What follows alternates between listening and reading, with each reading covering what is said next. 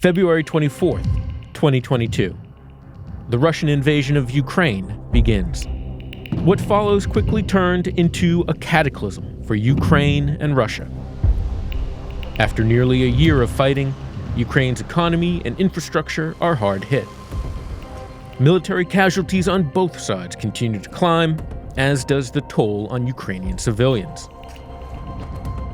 The war is felt across the globe as well, where grain shipments from Ukraine used to stave off famine in Africa. And Russian gas kept Western Europe warm. According to the United Nations World Food Program, Ukrainian grain fed 400 million people in 2021, but during the first few months of the war, Russia blocked shipments of grain from leaving the Black Sea. The grain prices basically exacerbated the crisis in places like Somalia, Ethiopia, Kenya, and other places. But even as far as the Sahel region, which is in West Africa, you've seen the highest levels of food insecurity there since 2014. And many experts attribute it in part to these rising food prices, particularly of grains. I mean, Ukraine and Russia historically have been among the largest exporters of grain to Africa and the Middle East.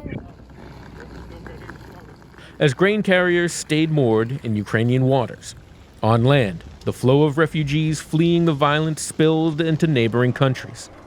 According to the International Rescue Committee, there are nearly 8 million Ukrainian refugees across Europe, and another 6 million Ukrainians are displaced inside the country.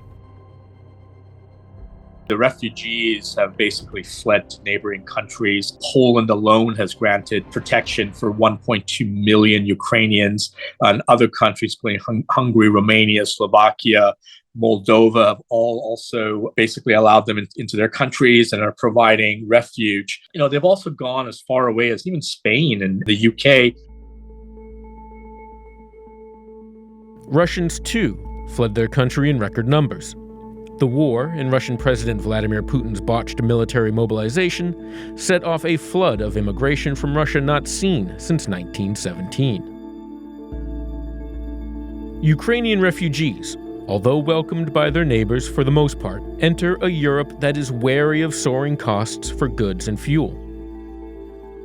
I know that Europeans are concerned about inflation, concerned about the energy bills, concerned about the winter. The International Monetary Fund warned in January of this year that any escalation in the war would be a major pain point for Europe. The war has already affected trade, spurred global inflation fears, and concerns over energy and gas distribution. These increases in energy and food prices have hurt the most the poorest, both within economies, but also the low-income countries. With high prices and a reduction in Russian energy exports, economists have also seen a change in attitude toward renewable energy. For the first time in 2022, the EU generated more electricity from renewables than from natural gas. That is a remarkable shift.